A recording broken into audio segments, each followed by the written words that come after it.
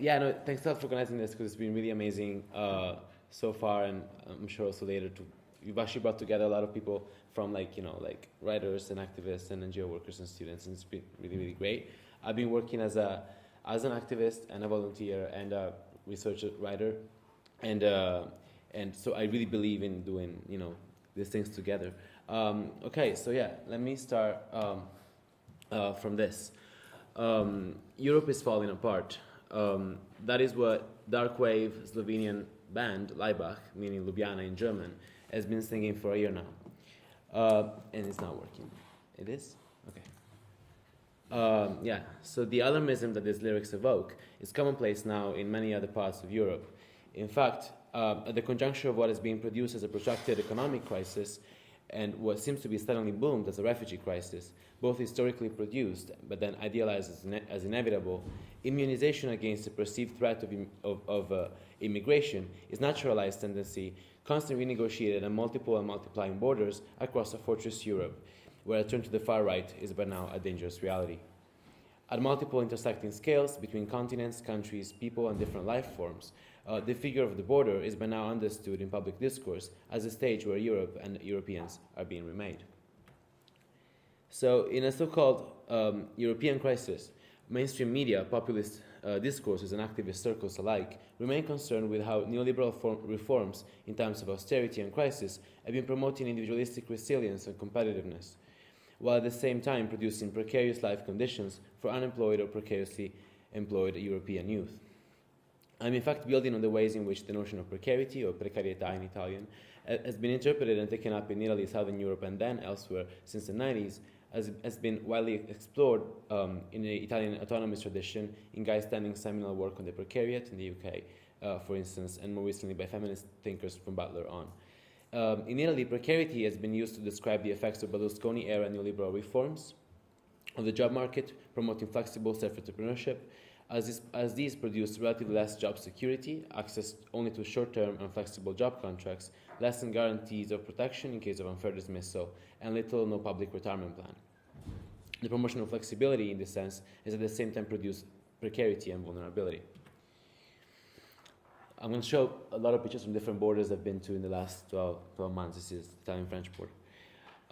Further, individualistic fragmentation through multiple flexible boundaries allow competitive and resilient bouncing back in the event of crisis, but prevent solidarity, especially as public spaces as spaces of encounter and community building disappear as authorities shut them down, or as for instance at the Ventimiglia no-border camp at the Italian-French border, physically interpose themselves between EU citizens and non-EU migrants, and in protests and rallies, as this one in Ventimiglia. A police cordon itself, in fact, works as such an elastic boundary. In this sense, what we may imagine as elastic individualistic borders multiply between people. In an allegedly post-class society, there will seem to be no core, as the illusion of individualistic rhizomatic movement prevails in the explosion of lines of flight, as if desiring bodies did not have to take into account the friction of material encounters on a thing's term. In fact, the characterization of crisis as an emergency represents a seemingly unexpected breakdown, and instead of allowing bouncing back and resilient resurgence, it justifies a new round of dispossession and ignites self-centered feelings of vulnerability, ultimately justifying exceptional reactionary protection in the form of spectacularized border walls. So, in opposing neoliberal forms of austerity and dispossession, a widespread sense of competitiveness and individualism, and the artificial production of precarity, the far right and the radical left suddenly circle back together, both in Europe and in places like the US with Trump, for instance, in advocating for new forms of community and localism, although very different border work is at play, in reactionary immunization, idealizing an homogeneous national community, or community in general, and in reasoned attempts to respond to crisis with new forms of solidarity. This is from an Italian far-right party. Fratelli d'Italia, difendiamoci means let's defend ourselves. In this sense, the rise of the far right in Europe arguably represents an automatic reaction, as opposed to an organized response, to the perception of a sense of precarity in times of crisis. The asylum seekers who arrived in my main field site, Trieste, at the Italian-Slovenian border, for instance, have encountered reactionary closure in in the forms of night rounds by new private security groups, neo-fascist movements rising in numbers, support and visibility, and populist public discourses explicitly turning to the necessity to defend the security, safety, and stability of precarious Europeans. Just last Sunday, the far right actually won in Trieste. It's the only Italian city that is now governed by the Northern League, by La Lega. As mainstream media continue to dismiss the precarity of economic migrants, as we were just saying, who will be simply desiring a North Atlantic lifestyle while stealing our welfare benefits or our jobs, and continue to overinflate an emergency situation in Italy, while disregarding the millions of migrants camped in places like Lebanon, Kenya, Turkey, or Pakistan, discourses on our precarity have become the hallmark of European exceptionalism. What has thus been fueled by produced conditions of precarity has been what in Italian we call a guerra dei poveri, a war of the poor, war among the poor. Across Europe, populist movements have indeed tapped into a generalized sense of precarity to fuel fear of dispossession, yet not at the hands of the ever richer financial and business elites, but of the newcomers. This is a map. It's a method I'm using in interviews. It's called a mental map, where a person represents him or herself in relationship to the problems with precarity and stability in their life. So on the other hand, many left-leaning precari I've been working with recognize the need to work on a personal, everyday level against an involuntary practice of reactionary immunization that is indeed to be understood as involuntary, but not natural or innate. This reaction is rather naturalized as a necessity of defense when, in hegemonic discourses, the other is made or construed is made or construed as virulent, as in Emily Martin's work on Elizabeth Pavinelli's work from last year. I'm interested in this context on how young precarious Europeans in the 20s or 30s who perceive themselves to face relatively uncertain life prospects may instead avoid reproducing reactionary desires for immunity and learn to live with booming numbers of asylum seekers, understand the very different precarity of their life conditions, and renegotiate the imposed boundary with them. How can we understand the walling up of fortress Europe, then, in the ways it is actually happening, not only in rhetoric but also on the ground? How is a continent-wide swing to the right produced, fought, and indeed reproduced in everyday life? And how can a post-colonial Europe be remade beyond its alleged exceptionalism? How can Europe get over itself? And how can another Europe be possible? So, my ongoing fieldwork since last summer, all along the Balkan migration route between Germany and Greece, has been focused on the Italian, Slovenian, and Croatian borderlands in and around the border town of Trieste, which sits at the northernmost point of the Mediterranean, as one of the main ports for Central Europe. For many Balkan, Eastern European, South, Central, and East Asian migrants, Trieste has long been one of the main entry points into the EU, along a long-standing but largely invisible Balkan migration route. As war in former Yugoslavia was becoming a distant memory here, and so were all the Bosnian refugees fleeing west across these lands, migration to Europe had only boomed across the Mediterranean to reach Sicily.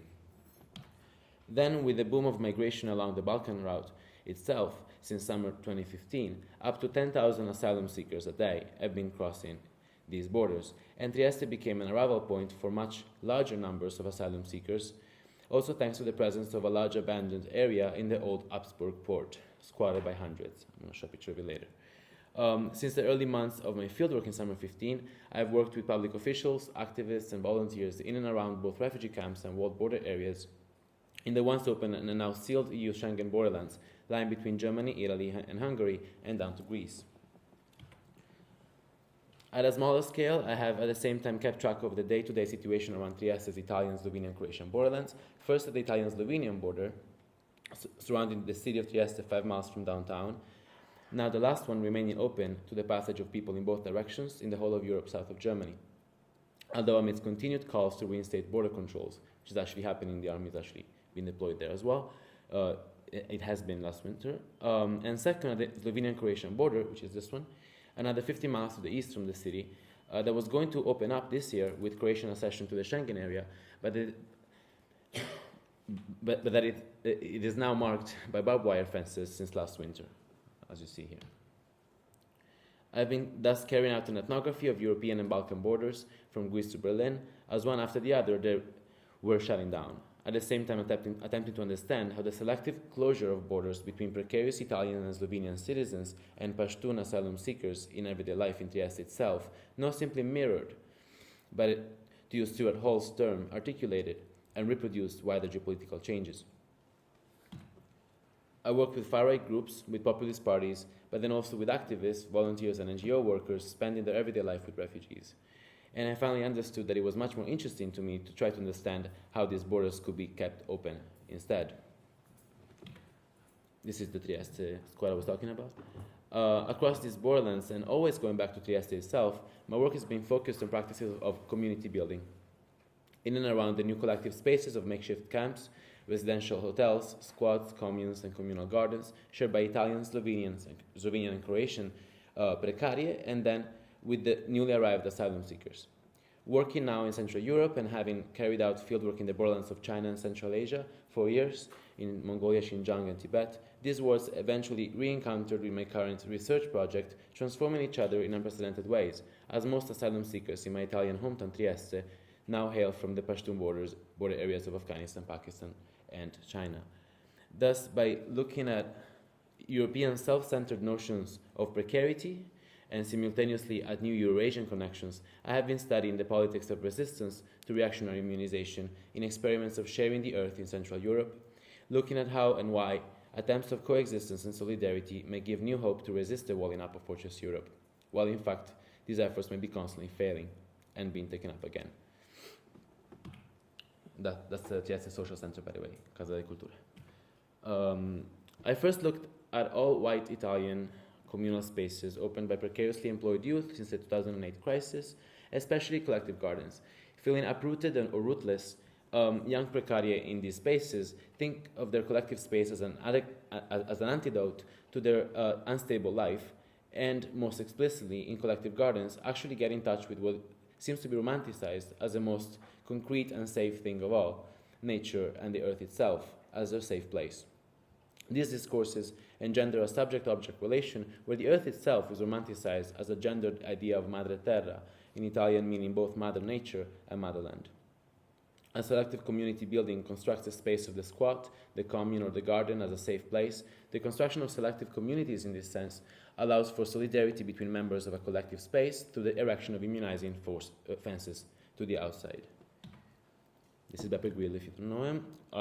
These involuntary but naturalized forms of walling articulate the politics of populist movements, as desires for immunization have been directed against the outsider precisely through the construction of a privileged relationship with one's homeland and annulment of the borders with it. In fact, in these spaces, many left-leaning Italian precari and precarie are now largely supportive of anti-globalization populist movements such as the National Five-Star Movement led by Beppe Grillo, the main ally of the British UKIP in the European Parliament, or the local independentist Free Trieste, advocating for a return to the local, the natural, the organic, and the communal, and at the same time voicing increasing anti-immigrant sentiments. That's how the right and the left circle back together in these spaces. So the walling up of borders in Fortress Europe, in fact, has been reproduced through gender desires for the protection of an immunized European space. This is a Polish magazine that came out after the Cologne New Year's episodes, right? So this sort of gender desires for the protection of an immunized European space involves a double feminization of the inner space of the European homeland. On one hand, as safely immobile, thus guaranteeing security in times of precarity and crisis, and on the other, vulnerable to what are constantly described as flows, waves, or high tide of hyper-masculine invading outsiders. It's constantly, the precarious shores of the homeland, in this sense, will be left in need of urgent defense. I'm particularly interested in the space of the shore as the both material and conceptual space of encounter between the liquid forms of differential mobility in a constantly globalizing world, the forces producing what Bauman called liquid modernity, and a land that may be idealized as the immobile and ancestral safe refuge from neoliberal globalization. So I don't know if you know these, but these are all like plays, like with this times play with the refugee welcome sign, right? Made by the far right across Europe. So the waterfront that the Frontex agency is defending today in Greece or Sicily here represents a frontier that is seen with with an in fact frontal, one-side gaze towards an outside that is not simply the Turner-like open-ended frontier, like the American one, right, of European colonial conquest, although it does indeed justify military actions beyond it, beyond Greece and Turkey and Libya in the no man's land of the Middle East and Central Asia, against which the European border, the Frontex defended frontier doesn't only represent this, but also represents a flipped frontier of a dreaded Muslim expansion, against which the European border, as much as national borders, as we're seeing today in the UK, need to be barricaded. Invoking the strength of European knight pride in a 21st century crusade may then turn the hypermasculine jihadists into the ideal enemy of a clash of civilizations. So, this is another one, again, after Cologne. Behind this front sit, on one side, immobile, repressed Muslim women allegedly forced to cover themselves with a veil, and on the other, vulnerable white women scared to walk in their neighborhoods at night and in need of protection or protecting themselves by being perceived as acting masculine. The idealization of clashing masculine frontiers thus produces a fortified border that needs to be sealed up to people, at least in one direction, onto the European or national homeland, but also on the other, if considered that drones may now fight in the field there and be maneuvered from here, while leaving, of course, the same border open to trade. So, of course, yet no wall is ever impermeable, right? It may certainly be circumvented or broken down, as it has happened with Orban's wall between Serbia and Hungary, as refugees diverted the route west into Croatia and Slovenia, or with the crossing of greenfield borders from Croatia into Slovenia. Border crossings proliferated, but Fortress Europe has really always been a colander. The work boundaries do is instead to structure straight space, organizing selective and differential mobilities, stalling movement, but never completely immobilizing it. I love this picture. There was a cloud called Hell behind the Spielfeld entrance pointing to Austria. The UN national government's management of selectively open borders in the Balkans last summer and fall were used to organize and manage movement of migratory flows as communicating vessels between watertight compartments, then in the winter differentiating channels of mobility by categorizing, stalling and foreclosing passage to non-SIA people, so non-Syrians, Iraqis and Afghani, and then in the spring blocking passage at the Frontex patrolled waters around Lesbos or Chios, at what had been built as the southeastern land frontier of Europe, effectively excluding Greece and Idomeni at the Macedonian border. In fact, these borders, idealized as Eurocentric frontiers, have always remained semi-permeable membranes. So here I just have just to get to the point of like frontier and borders for this conference, right? I'm thinking of refugees welcome as a main slogan for those European citizens ready to allow asylum seekers safe passage into the EU, like myself, for instance. But I'm thinking of this slogan in terms that it does still assume the entrance of immigrants into a pre-existing European space. These people were to be welcomed into through a one-way permeable membrane. This is Trieste. Slogans alternative to the Welcome to Europe, the activist network I'm part of Refugees Welcome to Trieste, the movement started in Trieste Social Center, such as Frankfurt for All, Berlin for All, Trieste for All, Europe for All, promote the production of a place that will be truly shared and made together by old and new residents, but nevertheless risk romanticization, that is a lack of critical contextualization, this time not of internally homogeneous bounded spaces, but of contact zones as meaning spaces among equals. So if you say Europe for all, really the shared vulnerability becomes the condition of identity, producing a no-border world where difference is flattened, betraying a lack of awareness of the structures positioning precarious European passport holders in a different condition of that of precarious asylum seekers. Radical activists of social centers that follow Negri's tradition have been claiming that we are all migranti, we are all clandestini, we are all precari. Although this may be true, we are all precarious in very different ways. Such an idealization indeed disregards existing structuring processes that make completely free movement impossible today and allows us, the hashtag no borders, to tell only part of the story, given the current differential organization of both labor and citizenship along gendered and racialized lines. Accepting our different but shared vulnerability can arguably nevertheless be a step towards a different kind of solidarity. I've now started collaborating in two new collective urban gardens. This time they are shared by young white Italian Precarious and African, Middle Eastern, and Central Asian Precarious, indeed understood as such by the EU passport holders. In places like these, it became evident that thinking of a Trieste for all may be possible, but indeed only with what Doreen Massey called a global sense of place, that in my terms takes into account the multiplicity of histories producing a place as a borderland, not simply with the romanticized coexistence of vulnerable subjects in terms of equality, even less so of identity, but solidarity in terms of justice, where difference is not flattened and annihilated, but is valorized.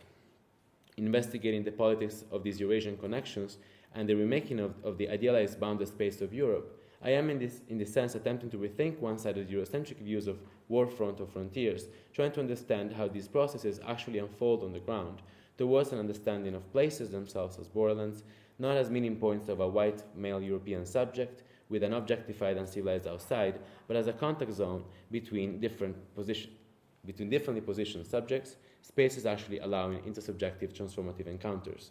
That I'm using contact zones, borrowing the term as Haraway did from the work of Mary Louise Pratt in colonial South America.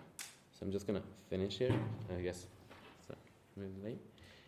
So solidarity may then be built with a feminist understanding of bordering practices that, opposing the dream of neoliberal world made of free, seamless movement, does not seal up the self, but at the same time does not produce a no-border world where precarious subjects share the same condition of vulnerability. In this sense, no-border rhizomatic desiring bodies and ever-assembling arboreal structures indeed circuit one another, and disassembling a border will always leave more structures to confront. This is because a border may be understood not as a gender binary walled line separating us from them and them from us, but as a daily, omnipresent, ordinary relational practice. Border work produces every place as a global conjuncture where multiple diverse and constantly renegotiated relations intersect. Worldwide and in every single spatial conjuncture, omnipresent practices that structure and destructure queer borders while making and remaking places as global conjunctures of multiple and ever-transforming relations, thinking not simply against borders, but with borders. Thus requires a different understanding of space, a different geography, where places become borderlands, the site of a politics that one may call border work. Thus we may not simply become all precarious in the same way, but by destroying walled borders, but produce new communities made of differently vulnerable subjects by ever-transforming borders instead. This is my last slide is this. This is a workshop we're doing with both Italian citizens and asylum seekers and refugees doing art. So this is a workshop on rootedness, right? Working on precarity.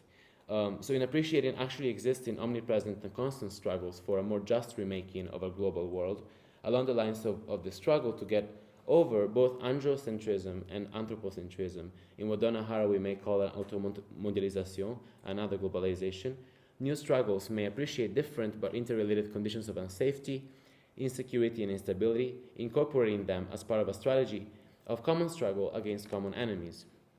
Blind violence on one end, be it in the form of European neo-fascism or Daesh-led attacks, and continued differential exploitation of precarious labor in a neoliberal setting on the other, both made possible by the invocation of emergency conditions, further fueling a war among the poor. Understanding places as borderlands and borders as everyday relational practices allows then framing struggles for justice not simply as fights against a wall, separating subject and object, in order to produce a flat space allowing everybody's complete vulnerability, but as a constant border work, where difference and identity are not binary choices, but may coexist in forging intersubjective alliances between differently vulnerable subjects. Although the walling up of Europe is today produced by fueling a masculine view of borders as the warfront of resistance against virulent invaders in order to justify differential exploitation of labor, actually existing everyday struggles can be understood as a struggle for each one of us to avoid reproducing a naturalized reaction to a situation of emergency, the threat of wall breaking, allowing instead to be involved in actually existing border making and remaking practices, responding instead to what should be understood by now as ordinary crisis. Thanks.